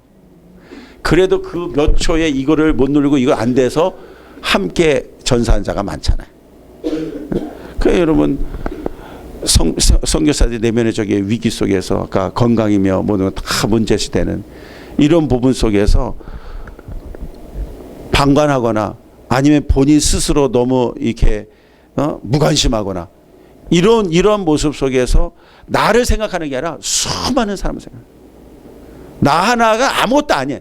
그런데 나 하나 서면서 복음을 가지는 거, 예수를 가지는 거, 이거 하나 때문에 수많은 사람을 앞으로 살릴 수가 있는 거예요. 하나님 앞에 그렇게 기도하시라고. 그거 확인하는 거야. 그거. 신유 기도를 하고 제가 기도할 때 확인한 거 그거밖에 없어요. 기업 망한 자에게 다시 복 주면 그 물질 가지고 하나님 앞에 쓰겠냐? 그거 확인한 거밖에 없잖아. 건강 주시면 이제 주의 사역에 쓰겠냐? 그거 확인하는 거예요. 거기서 가짜냐 진짜를 구별할 수 있어야지 영적 분별하는 거예요. 왜? 다 건강하면은 죄를 하겠습니다. 다 물질 주면 쓰겠습니다. 다 그렇지. 거기서 아니요 그럴 사람은 딱 한 사람밖에 없어요. 제가 만난 사람 중에. 한 사람밖에 없어요. 한 사람. 그 한 사람 때문에 내가 지금 이 얘기하는 거예요. 한 사람밖에 없어요. 다 그렇죠. 그러니까 다 그러기 때문에 하나님이 다 고쳐줄까 안 고쳐줄까요? 그 얘기하는 거예요. 내가 능력 있다고 무조건 고치고 그런 게 아니라 그 사람에 대한 건 하나님이 더 잘하시기 때문에 그 믿음이 중요해요. 제가 아니요 그랬던 사람은 그 사람은 그 아까 기도회 한 달 만에 태어난 사람이에요. 사람 중환자실에서 강북 성심병원에서 그 우리 권찰님 남편인데 교회는 한 번도 안 나왔고, 그런데 그냥 간에 복수가 차가지고 말기가 된 거예요. 그래가지고 병원에 들어왔다는 거예요. 가서 목자서 마지막 기도라도 해주겠다. 그래가지고 갔는데 저기 들어가지 못해. 우리 교인들 못 들어가. 중환자실 들어가는데 목사님만 들어가고 부인만. 그래서 들어가서 보니까 일어나지도 않고 이게 그냥 쓸어서 근데 그냥 참 이렇게 돼 있더라고. 그래서 거기서 이제 얘기해주고 기도하고서 왔는데 더 좋아져야 되잖아요. 기도하고 왔는데. 근데 5일 만에 중환자실로 간 거예요. 그러니까 그 중환자실 안에 간호사들인데 바로 옆에 방에 오늘 내일 할 사람들 2명 들어가는 방. 그러니까 중환자실 위급 환자들 24시간 간호사가 대기 계속 보는. 그래서 기도를 하고 5일 뒤에 제가 갔어요. 그래서 이제 부인 못 들어가고 목사님 혼자만. 그 혼자만 들어가서.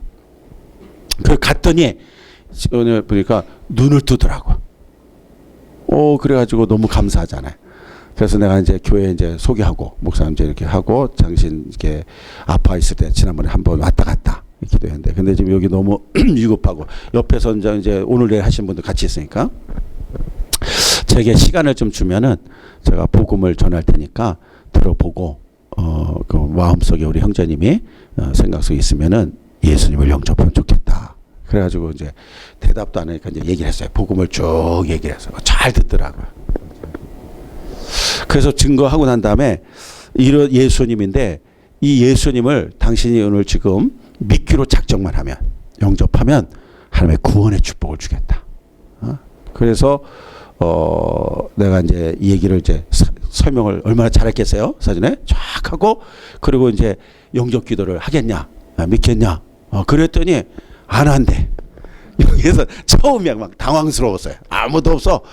나 둘이 있는데 안 했대. 야, 순간 그냥 내가 졸도할 것 같은. 이게 뭐다도 그냥 껌껌한 거 순간에 그렇게 딱 얘기하는데 어떻게 이걸 이제 어떻게 더 얘기하냐 답이 없더라고. 그래서 내가 이렇게 얘기했어요. 왜 안 하려고 그러는지 도대체 이유라도 들어보자. 내가 그랬어요. 내가 다른 답이 없는 거야. 다 했는데 안 했으면 되지. 내가 억지로 구원시킬 수 없잖아. 그냥 그럼 끝이야. 거부했으니까는. 응? 속으로야 진짜 바보 아니냐 막 생각되지만 더 바보가 더 많은데 뭐. 근데 어쨌든 그랬는데 내가 이유라 좀 들어보자. 우리 김정열 형제님 이유를 들어볼게요. 왜 안 하려고 그러냐. 그랬더니 가만히 있어요. 나는 막 심각하게 생각했죠. 근데 이분이 입을 여는 거예요. 목사님, 제가 영접 기도를 안 한다는 건 지금 목사님 얘기를 듣고 제가 감동이 안 되고 안 와서가 아닙니다. 그 얘기하는데 소망이 확 들어오는 거예요. 그러면서 그러면 왜 안 하려고 그러냐. 그랬더니 제가 건강했을 때 조금 더 일찍 이 얘기를 들었다면 저는 했을 겁니다. 근데 이제 다 죽게 돼가지고, 응? 그때 그냥 제 마음 눈물이 나고, 응? 막 감사하는 거예요. 지금 무슨 얘기인지 난 막 알아들었어요. 이제서야 내가 다 죽게 되니까 지푸라기 짚는 심정으로 하나님 믿는다면 내 양심이 허락이 안 된대. 얼마나 감사가 돼요. 그냥 진짜 막 한 사람은 얻은 것 같더라고. 막 이게 얻은 거. 제가 왜 그 얘기를 하냐면 군부대 안에서 저를 괴롭혔던 그 부사관이 있어요. 계급은 낮은데 전도사라 그러지. 내가 가면 막 대접받지. 막 그리고 자기는 이제 중사인데 저게 뭐길래 이 사단이 수시로 돌아다니냐. 저게 막 맨날 그런 거야. 이제 자기 직속 이제 저긴데. 근데 나를 벼르고 있다가 그 총 쏘고 훈련 만날 내가 이제 행구를 내려간 거예요. 그 부대로 다시 내가 교회에 있다가 내려가가지고 완장을 쳐고 제가 그걸 다 하니까 그걸 같이 간 거예요. 가는데 그냥 얼마나 괴롭힌지 몰라요. 저 옆에서 막 툭툭 건드면 막 관동성명 돼야 되거든. 그렇게 막 한 거야. 그러고 나니까 야 이제 죽었다. 옆에 있는 이제 우리 동기들 애들도 야 너 죽었다. 너 죽었어. 쟤 독사야. 너 걸렸어. 나 죽었어.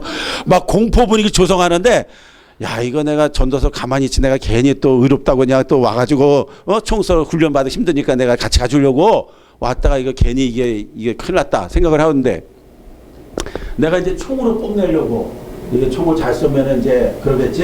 그러면서 총을 딱 했는데 내 총이 고장 났어. 부대에서는 총이 고장 나면은 이게 뭐 부대 중계 문제가 아니라 본인에게 문제가 심각한 거야. 야, 이게 해피면 또 거기서 고장이 나. 본때를 보이려고 그러는데 보일 수도 없는 거야. 그래서 주님이 이것도 내 마음대로 못하게 하는구나. 그래서 죽었다 싶었더니 위에서 마이크 대는 거예요. 응? 저기 나건국 일병 산업 빼놓고 나머지 다 퇴각. 나만 고기 안에 내려놓고 다. 그 얼마나 와가지고 이제 전투발로 이제 가고 얼마나 그러려고 막 공포 이제 있으러는데 그러더니 내 옆으로 오기 시작하는데 거기서 오는데 그냥 완전히 무슨 탱크 발자국 소리 들려 그냥 이러면서 와가지고 딱 그 표정하고 독사인데 지금 그러더니 옆에 딱 오더니 그냥 엄청난 욕을 그냥 퍼붓고 막 이제 이럴 줄 알았어요. 막 그 욕 열면 욕이니까 그랬는데 나보고 딱 오더니 그런 거예요. 교회만 있어가지고 어디 총 쏴봤겠냐? 나 총 많이 쏴봤거든요. 그랬는데 네가 본인이 혼자 아주 좋은 생각 갖는 거야. 교회만 있어.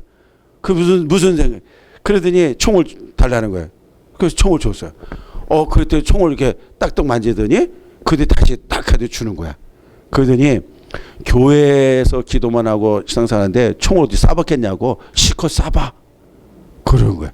그래서 나 혼자를 두고 다시 자기가 마이크 이제 대로 단상에 올라가서 54로바 이제 54로바 50m 총, 그다음에 80 뭐 100m 총 쏘는 거야. 이렇게 막 쏘는 거야.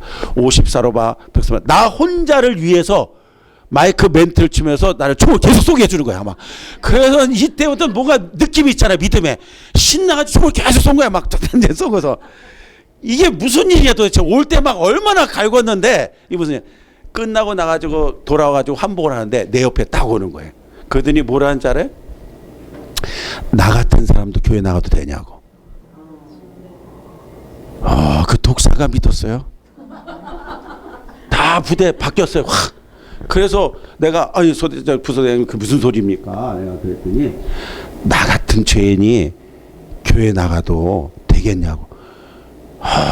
무슨 소리냐고. 나 같은 죄인이라 우린 다 죄인이라고. 내가 막 그랬더니 뭐라고 얘기했는지 알아요?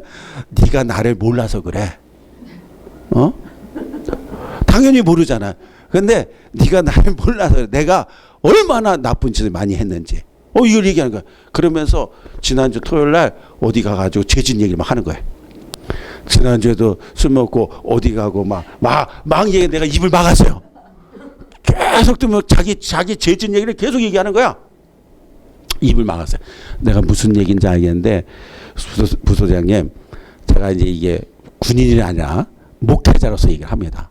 분명히 제가 얘기를 하는데 우리 부소장이 지금 입으로 열거하는 죄는 그거는 숫자 몇 에 불과 안 합니다. 모르고 짓는 죄는 더 많을 겁니다. 그랬더니 인정을 하는 거예요. 저는 어떨 것 같아요? 내가 그랬어요. 교회 다닌다고 죄가 없나요? 아니에요. 저도 굉장히 많은 그런 열거를 하는 거를 저도 다 열거한다면 만만치 않을 겁니다. 근데 우리가 구원받는 건 그런 죄의 수를 구원받는 게 아니라 예수 그리스도를 믿기만 하면 구원받습니다. 이 소대장이 명접하. 그리고 그 다음 주에 우리 교회로 나왔어요.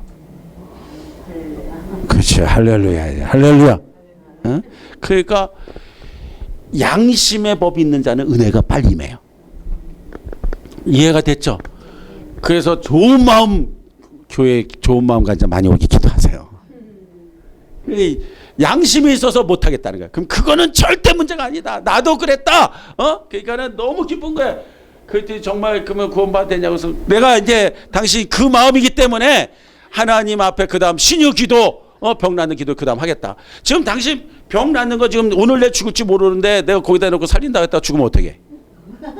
그 살리는 건 중요한 게 아니라 지금 뭐가 중요해야 돼? 죽기 전에 제일 중요한 게 뭐냐면 아까 외상산다 얘기한 것처럼 생명이에요. 생명. 우리가 말하는 생명은 구원을 말하고 있어요. 제가 육신을 살린 생명이 아니야. 그거보다 더 중요한 게 이미 죽을 건데 나는 선포하거든요. 얼마 안 살았으니까. 그러니까 죽은 건데 예수 믿고 구원받아야 되지 않냐.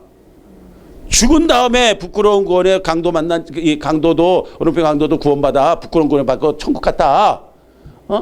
그거는 그 구원이 더 중요한 거지. 지금 병 나는 건 중요하지 않다. 내가 그러나 당신이 진실을 믿는다면 하나님이 당신에게 기회를 줄 수 있다. 영접 기도했어요. 아멘. 그리고 그 다음 남 신일 기도한 거예요. 하나님 이렇게 살려주고 구원받았는데 살려주시 원합니다. 근데 한 달 만에 퇴원했어요. 그리고 부원장이 미국에 갔다가 돌아오면서 차트 보고 놀래가지고 거기 카톨릭 병원이거든요. 차트 보고 야 이게 뭐야 이거 수술도 하고 손도 하나도 안 됐는데 병이 났네. 목사님 기도해서 이렇게 됐답니다. 나는 신유를 안 믿지만 이거는 신적인 역사다. 카톨릭 부원장이. 그래가지고서 부원장이 허락을 해줘가지고 간호사실에서 예배드리게 해줬어요. 그래서 간호사들 해가지고 30명이 예배드렸어. 내 개척교회 때. 30명. 그때 이 온누리교회 카피라이터, 온누리교회 하영조 목사님이 신문을, 온누리교회가 신문을 만들었어요. 그 교회 신문을. 그럴 때 카피라이터가 있었어요. 집사님이. 그게 친구야. 그 온누리교회 그렇게 다녔는데 이 친구가 자기 친구를 다 알잖아. 술 먹으러 해서 간암 걸려서 이렇게 죽었다 사는 거. 이 친구가 저한테 편지 썼어요. 목사님, 자기는 교회를 그렇게 오래 다녔는데 병 낫는 거 신유를 믿지 않았습니다. 그런데 내 친구 보니까 하나님 병 고친 걸 믿습니다. 그래서 장로교 다녔는데 이제 신유를 믿게 된 거예요. 그래가지고 5년 동안 온누리교회 신문을 저한테 보내왔어요. 네, 은혜 받아서. 여러분, 생명을 살리는 거. 육신의 생명이 아니에요. 지금 내가 먹고 살 이게 아니라 우리는 먼저 이국정교수가 얘기한 것처럼 사람 생명 살린 것처럼 그렇게 사명 가지고 하는 것처럼 우리 믿음의 사람은 영생의 사명 가져야 되는 거예요. 구원의 사명 가져야 돼. 그래야지만이 건질 수 있는 거예요. 선교사를 왜 살려야 되냐? 영생을 책임질 수 있는 자들이잖아요. 그 한 사람 바라보고 조금 마음에 드냐 안 드냐 잘하냐 못하냐 이러지 말아요. 그 속에 가지고 있는 게 예수냐, 그가 정말 복음이냐 사명, 이것만 보고 그것만 확인이 됐다면 그 다음 다 밀어줘요. 영적 관리 위기가 누구나 있어요. 여러분 목회자는 없어요? 좀 담임 목사는 없어요? 다 있죠. 그럴 때 그러한 모든 걸 도울 수 있는 건 돕고 그렇지 못한 부분은 기도로 돕는 거예요. 명성교회 세수 문제 그냥 막 심각하게 됐잖아요. 그죠? 그 속에서 아들 목사를 결국은 세우게 되고, 근데 그 노예와 그 속에서는 교단법은 안 되게 됐잖아요. 어떻게 봐야 심각하게. 그 본인이 있었던 그 아들에게 개척해 세워준 교회도 크죠. 거기도 벌써 몇천 명 모이죠. 거기도. 그런데 그런 모습에 굳이 그 길을 갖다 몇만 명 한 대를 갈 이유가 뭐가 있을까? 이런 문제를 야기시키면서. 그러니까 계속 반대운동해 지금 계속. 70%가 찬성이고 30% 정도가 반대. 어떻게 생각을 해야 되는지 한번 그런 것들도 쉬는 시간에도 한번 토론들을 하세요. 그런 것들도 어떤 게 답일지 얘기하다 보면은 찾는 거예요. 대다수 세습인 교회에 대해 특징이 목사님이 혼자서 개척한 자수성가한 교회들이다. 이게 통계적 세상에서 바라보는 시각이에요. 그러니까 대기업을 잃었던 그 모습과 똑같은 거예요. 그렇기 때문에 그 모습과 그 기업 속에 수고한 것 때문에 내 가정에 물려줘야 되고, 그 부분에 대해서 교인들도 대다수는 할 말을 못하게 되네. 여러 가지 생각해 줄 이유가 있습니다. 없는 가운데 뭐 좋은 교회 세워줘서 한다면 뭐 이해가 되겠지만, 근데 내가 그 다음 아들이 세운 교회도 벌써 2,000명에 3,000명 모이는 교회가 됐고, 그래 잘하고 은혜가 된다면 그 교회가 2만 명, 3만 명 되는 교회가 안 되는 법이 없어요. 근데 굳이 그러한 법들이 있고 세운 그러한 사회적인 거 모든 사람들이 반대하는데 그걸 합법화하면서 나갈 수 있는 그 이유가 뭐가 있나? 그럼 이제 대다수가 보면 아까 제가 했죠, 응가금액. 1년 예산, 1년 그 결산 예산이 1,000억이 들어가네. 한 교회 1,000억이면 좋은 돈이 아니잖아요. 그 속에서 지원되는 게 얼마나 또 많은. 그러니까 이런 부분을 놓치고 싶지 않은 이런 것들이 많이 있지 않냐. 이런 것들이 기윤실의 생각들이에요. 이런 것들이 이 종교 이제 기독교 개혁 운동하는 자들의 생각들이. 다 맞다고 그럴 수도 없고 다 틀리다고 그럴 수도 없는데 한번 우리는 이제 한번 생각을 해볼 문제들입니다. 답들을 찾으시기 바랍니다. 자, 그러면 이제 그 기초적인 거 넘어가고 뒤에 건강관리, 영양 음식 선택 이런 것도 보면 넘어가면 되겠어요. 지금 얘기한 거. 영성 관리에 대한 거 5번째 규칙적 말씀을 묵상한다까지 5가지예요. 그거 기억하시고. 그 다음에 이제 중요한 게 있어요. 위기를 극복하는 법인데 288페이지.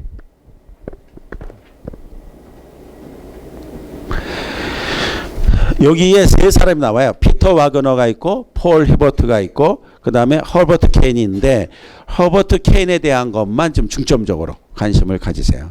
허버트 케인은 선교사는 이중 문화를 몸에 지니면서 자기 문화권과 선교지 문화권 사이를 왕래한다. 고국에 오면 선교주 생각하고 선교지에 가면 고향을 생각하게 되는데, 이런 생활을 각오하는 선교사만이 선교 활동을 할 수가 있다. 선교사 문화 충격을 극복하는 방법에 대해서 많은 선교학자들이 언급하고 있는데 지금 세 사람만 살펴보기로 한 거예요. 그 중에서 극복하는 방법에 허버트 케인에 대한 그 방법을 볼게요. 자, 첫 번째 허버트 케인의 그 위기를 극복하는 방법 뭐라 했어요? A 290에 예수 그리스도와 성육신을 기억하라. 그리스도를 기억하라.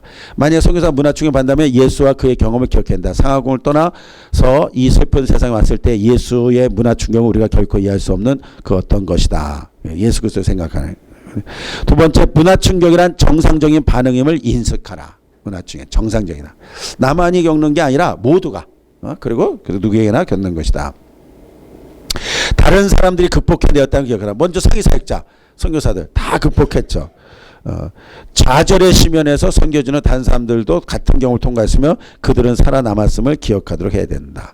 그 다음에 극복하기 위해서 뭐죠? 가능한 빨리 언어를 배우라.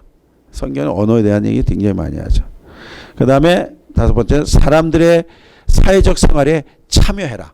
문화 충격은 대다수 극복한 선교사들은요 그 문화와 잘 어울려. 그냥 들어가서 하고 그러다 보면은 친구가 생기고 그러다 보면은 사회 속의 일원이 되고 그러다 보면은 문화 충격에 대한 위기가 극복하게 되는 거예요. 그러면 그들에게 내가 어떻게 영성으로도 다가설 것인가 어떻게 할 것인가를 볼 수가 있죠. 그래서 그 부분을 얘기를 한 겁니다. 그래서 선교지 문화에 호감이 가는 것들에 집중할 때 호감이 가는 측면들은 더욱 많아지고 불유쾌한 면들을 흐리게 해주어서 문화 충격을 극복하게 해주는데 두고온 본국 생활에 대해서는 잊어버려라. 그거 기억하지 말고. 그 다음에 하나님의 은혜를 의지해 나가는 것. 답은 욥기서 아까 얘기했지만 오직 하나님만이 답이에요. 사람의 누구 말은 잠시 위로가 될 수 있고 잠시 충격요법이 될 수 있고 잠시 깨닫는 말은 될 수가 있지만 그건 정확한 답은 아닌 거예요. 하나님이 나를 정확히 보고 계셔요. 그래서 그 하나님을 의지하는 것이 위기 극복하는 방법의 좋은 방법일 줄 믿습니다. 다른 거 피터와 그란의 리포트는 여러분들이 한번 읽어보시면 되고 제가 그 마지막 기말고사 낼 적에 그 내용 부분이 요 부분이래 가지고 그래서 얘기를 한 겁니다. 오늘은 여기까지 하겠습니다.